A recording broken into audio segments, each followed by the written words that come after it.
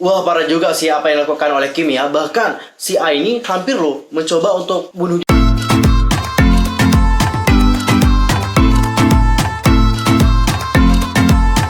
Hi guys, I'm Mr. Kim. Welcome back to my channel. Gimana kabar kalian hari ini? So fine, so good, nothing problem bukan ya? Dan buat kalian semua nih yang punya problem, keep fighting ya guys, don't give up. Nah, for this time kita akan membahas tentang update berita terbaru dari dunia per-K-popan yang pastinya sangat sayang banget untuk dilewatkan. Nah, supaya kalian nggak jadi K-popers yang kudet, langsung aja subscribe channel aku, bunyi loncengnya, sempatin juga buat like and comment, serta share juga kepada teman-teman K-popers yang lain. Boleh juga sosial media aku nih guys, di Instagram itu ada @yusrokim, di Facebook itu ada Detektif Teori, dan di Twitter itu ada @yusrokim2. Kamsahamnida cingkedol. Tanpa basa-basi lagi, langsung aja yuk kita bahas beritanya bersama-sama. Oke cinggu ya, untuk berita pertama kita mulai dulu dari berita tentang IZ*ONE, yang mana IZ*ONE ini menjadi salah satu grup yang berkontribusi besar dalam total laba yang didapatkan oleh CG ENM Entertainment.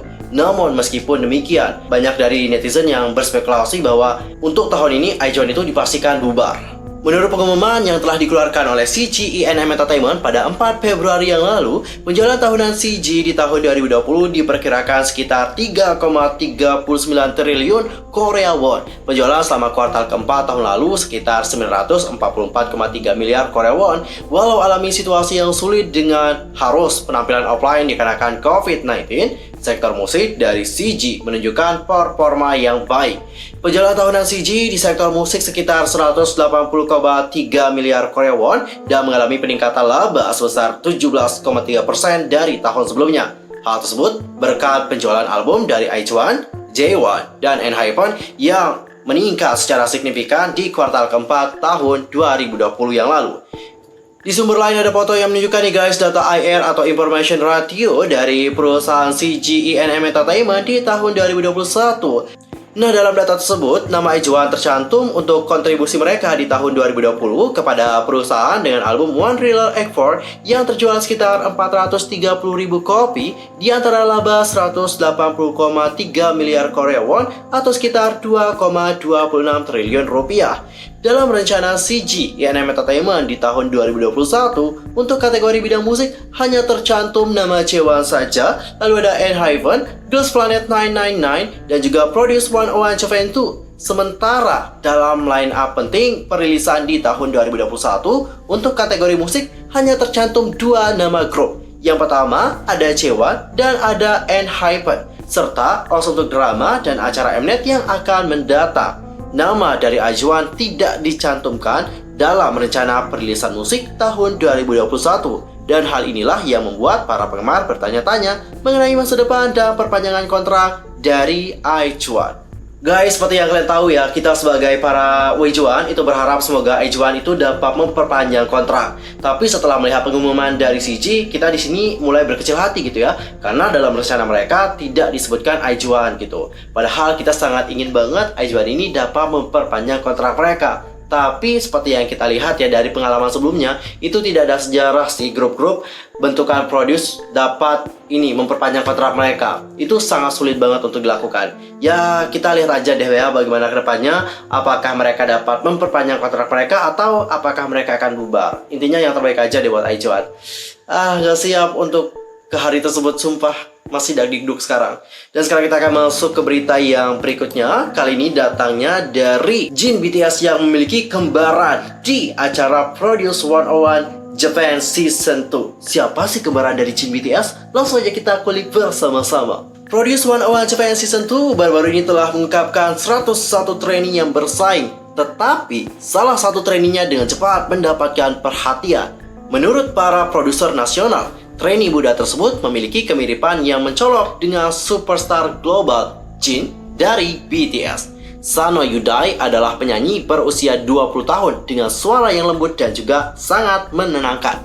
Kalian mungkin melihat beberapa kesamaan nih guys antara dirinya dan juga anggota dari BTS tersebut, terutama saat dia bernyanyi. Pakaian, ekspresi, dan gaya rambut semuanya mengingatkan kita kepada Jin dari BTS. Ada getaran serupa nih guys di antara keduanya yang bahkan disadari oleh banyak netizen. Nah, kalau kalian sebagai para ARMY yang melihat bagaimana Sano Yudai, apakah kalian juga berpendapat yang sama seperti netizen yang lain yang menyebutkan bahwa Sano Yudai ini terlihat seperti mirip banget nih dengan Jin dari BTS? Kalau aku sih ya jujur, Kalau aku sih ngelihatnya mirip sih, mirip banget malahan ya. Widih, enak banget ya. Pengen juga gitu mirip sama idol gitu ya. Siapa nih? Oke, kita abaikan keinginanku yang tidak masuk akal tersebut. Dan sekarang kita akan lanjut ke berita yang berikutnya. Ini sebenarnya berita duka. Datanya dari aktris Kim Bo Kyung yang mana beliau dikabarkan telah meninggal dunia. Pada hari Jumat 5 Februari, aktris Kim Bo Kyung dikabarkan telah menghembuskan napas terakhirnya pada tanggal 2 Februari 2021 yang lalu. Kim Bo Kyung meninggal dunia setelah bertarung melawan penyakit kanker yang ia derita selama 11 tahun. Kim Bo Kyung sendiri merupakan seorang aktris kelahiran tahun 1976 dan ia meninggal dunia di usianya yang ke-44 tahun. Kim Bo Kyung debut sebagai aktris pada tahun 1995 dan juga sudah membintangi banyak proyek drama dan juga film. Berbagai film yang pernah ia bintangi seperti Sword in the Moon, lalu ada My Little Bridge, Blue the Sky, Faju, The Day He Arrived, dan masih banyak film lainnya. Sementara untuk drama ada School for, lalu ada Just Love, Maybe Love, hingga Blood. Rest in peace sekali lagi buat Kim Bo Kyung yang telah meninggal dunia. Selama ini dia juga telah berjuang dengan keras untuk melawan penyakit kankernya. Dan akhirnya inilah yang terjadi. Beliau telah menghembuskan napas terakhirnya. Kita berharap semoga keluarga yang ditinggalkan itu dapat diberikan kesabaran. Dan dia juga dapat ditempatkan di sisi yang terbaik di sisi Tuhan. Dan sekarang kita akan masuk ke berita berikutnya. Kali ini datanya dari channel EXO, yang mana netizen Korea lagi-lagi menyuruh atau mendesak Chanyeol supaya Chanyeol ini memberikan klarifikasi atas apa yang terjadi di tahun sebelumnya. Pada Oktober tahun lalu, pengguna komunitas online alias A di sini telah mengaku telah berkencan nih guys dengan penyanyi sekaligus aktor tersebut selama 3 tahun, yang mana dia juga telah memposting pesan dan gambar yang panjang sebagai bukti bahwa Chanyeol merupakan mantan kekasihnya. A kemudian mengklaim bahwa Chanyeol memiliki hubungan yang tidak pantas alias telah selingkuh dengan setidaknya 10 wanita saat mereka masih berpacaran.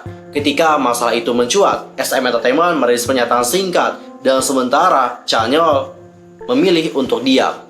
Benar atau tidaknya, 4 bulan telah berlalu sejak rumor tersebut mulai mencuat. Beberapa penggemar masih kesal pada Chanyeol dikarenakan tidak mengklarifikasi posisinya tentang kontroversi tersebut. Pada tanggal 3 Februari Kamis sore, tagar Park Chanyeol Chimukman alias Park Chanyeol tidak lagi dibungkam dan juga hashtag Park Chanyeol Naeso Egihe atau yang diterjemahkan menjadi Park Chanyeol Come Out and Talk menjadi trending di pencarian real time di Korea Selatan dalam upaya untuk mendapatkan perhatian dari Chanyeol yang tidak aktif sejak munculnya berita tersebut. Pengguna internet memintanya untuk mengeluarkan pernyataannya atau pada akhirnya lebih baik mundur dari grup. Netizen yang marah juga menyiratkan bahwa sikap diamnya memperburuk keadaan dan berpikir bahwa beberapa akan menyiratkan rumor tersebut memang benar adanya.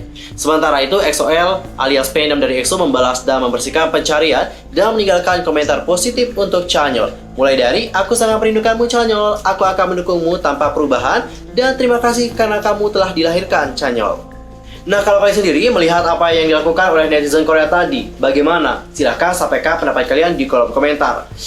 Agak miris juga sih ya melihat Chanyeol lagi-lagi didesak gitu ya. Ya, ini juga dapat menyulitkan Chanyeol gitu untuk dapat kembali lagi ke industri hiburan. Dan sekarang kita akan masuk berita yang terakhir. Kali ini datanya dari mantan aktor cilik, yang mana mantan aktor cilik ini telah dilaporkan dikarenakan mengancam mantan pacarnya dengan mengirimkan foto dan juga video yang menunjukkan mantan pacar tersebut sedang telanjang.